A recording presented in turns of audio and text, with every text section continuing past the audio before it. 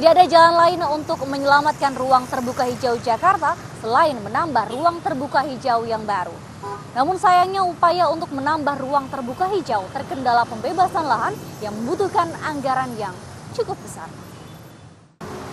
Selain itu, ruang terbuka hijau yang ada saat ini pun masih banyak yang kurang terawat.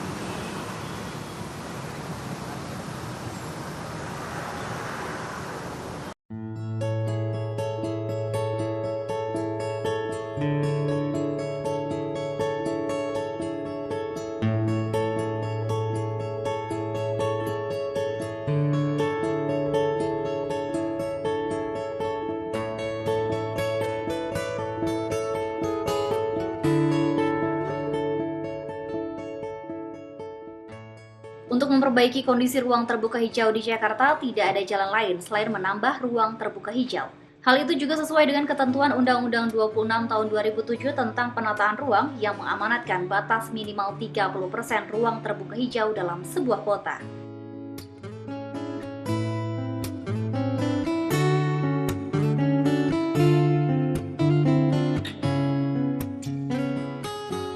Namun sayangnya usaha Pemprov DKI Jakarta melalui Dinas Pertamanan dan Pemakaman DKI Jakarta hingga kini masih terkendala pembebasan lahan.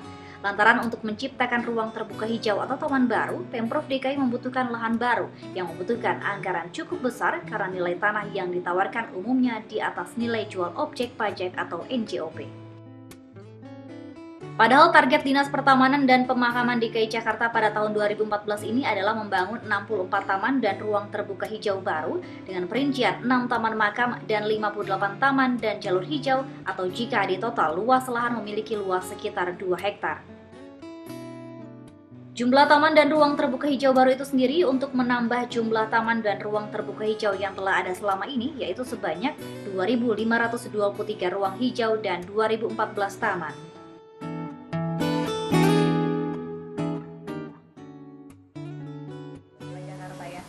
Ya, betul sekali. Jadi memang kita sesuai dengan Perda 1 2012 tentang RT RW, kita diwajibkan oleh Undang-Undang 26 2007 bahwa RTH di provinsi, kabupaten, kota harus mencapai 30%.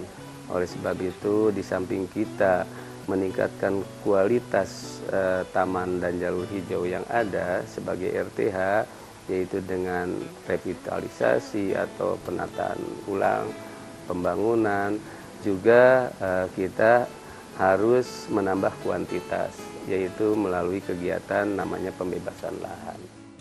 Nah, dan untuk yang lainnya, yaitu untuk penambahan luasan, itu kami mengadakan kegiatan pembebasan lahan.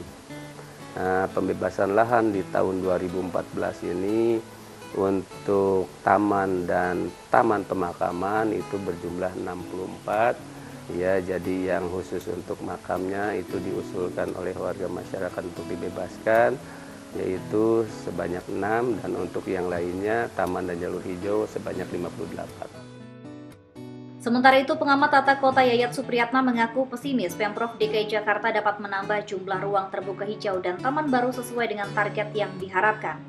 Pasalnya, nilai tanah di Jakarta relatif sangat mahal dan jumlah RTH dan taman baru yang dibutuhkan juga sangat banyak. Jika itu dilakukan, tentunya akan menyedot anggaran yang sangat besar. Selain itu, Yayat juga menyoroti lemahnya pengawasan yang dilakukan aparat terkait sehingga begitu mudahnya ruang terbuka hijau hilang dan beralih fungsi. Ia mensinyalir ada permainan oknum-oknum tertentu yang melakukan perjanjian bisnis di bawah tangan untuk merubah ruang terbuka hijau kepada para pengusaha. Karenanya bagi Yayat, yang terpenting bukan saja menambah ruang terbuka hijau, namun juga bagaimana usaha Pemprov DKI Jakarta untuk mempertahankan ruang terbuka hijau dan taman yang telah ada selama ini. Ia juga mencontohkan usaha Pemprov DKI Jakarta yang telah membebaskan lahan Taman BMW di Tanjung Priuk, Jakarta Utara. Namun sayangnya setelah dibebaskan, ternyata pemanfaatannya hingga kini tak jelas sehingga rentan dimanfaatkan pihak-pihak tertentu. Kita dari waktu ke waktu menghadapi tekanan untuk menambah ruang terbuka hijau. Satu awal sejak pertama kali ingin menambah adalah persoalan harga tanah. Jadi harga tanah di Jakarta ini, apalagi Jakarta Pusat tuh udah puluhan juta. Jadi rasanya cukup berat kecuali kalau memang pemerintah kota berani bertaruh dengan anggaran yang besar.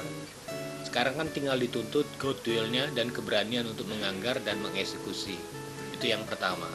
Yang kedua, berani tidak pemerintah untuk melakukan penataan pada koridor hijau sungai, koridor hijau jalan yang selama ini diokupasi oleh warga masyarakat. Sebetulnya kita punya potensi sangat besar pada koridor jalan, koridor hijau sungai, pada wilayah-wilayah bantaran di sekitar waduk, tepian pantai. Itu aset besar, tapi selama ini tidak pernah dijaga dan dipelihara. Mungkin kadang-kadang ditransaksikan, dijual belikan. Bukan dijual belikan, artinya dikerjasamakan dalam tanda kutip di bawah tangan. Sementara itu, selain terkait persoalan lahan, kondisi ruang terbuka hijau dan taman yang ada selama ini pun terlihat masih banyak yang kurang terawat, semraut, dan kotor, seperti yang disampaikan psikolog Ratih Ibrahim. Menurutnya, pengelolaan taman masih harus ditingkatkan khususnya dalam hal kebersihan, lantaran sejumlah taman yang ada saat ini belum terjaga dalam hal kebersihannya, dengan masih banyaknya sampah yang berserakan di sejumlah ruas taman. Selain itu, maraknya keberadaan pedagang kaki lima yang menempati ruas taman juga menambah semrawut kondisi taman. Karenanya, keberadaan PKL-PKL yang ada di areal taman perlu ditertibkan sehingga kondisi taman dapat terlihat lebih rapi. Kemudian ada taman menteng, kemudian ada banyak taman-taman kecil-kecil sebetulnya yang sudah ada dan itu menjadi paru-paru ibu kota. Ya.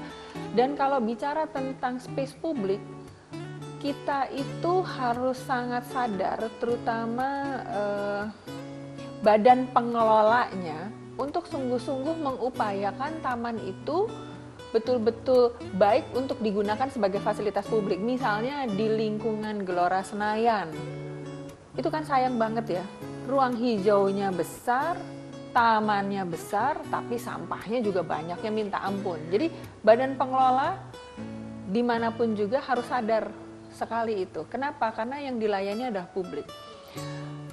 Ruang bermain untuk anak-anak juga harus ada. Car Free Day pada hari Minggu itu adalah sebuah tempat di mana orang bisa menikmati Jalan Sudirman Tamrin yang lengang. Itu menjadi ruang buat keluarga-keluarga menikmati kebersamaan di hari Minggu. Sayang karena ternyata ada banyak sampah di situ. Ya, karena ada banyak pedagang yang bergeletakan dan membuka lapak-lapaknya di mana-mana. Kalau ini bisa ditertibkan dengan rapi, ya, sebetulnya benefitnya akan bagus untuk masyarakat karena bisa menikmati space ruang publik yang disediakan. Memang ada keterbatasan apa boleh buat, tapi yang ada itu bisa dimaksimalkan. Buat para teman-teman PKL juga mendapatkan tempat-tempat yang tersendiri dan rapih juga buat dia gitu. Jadi ada alokasi. Dan kita secara umum kita mendapatkan apa? Ruang yang benar-benar rapih, bersih, dan wajah Jakartanya kan juga menjadi cantik. Untuk tahun ini kami dinas dan suku dinas di 5 wilayah kota itu mengelola 2,467 triliun.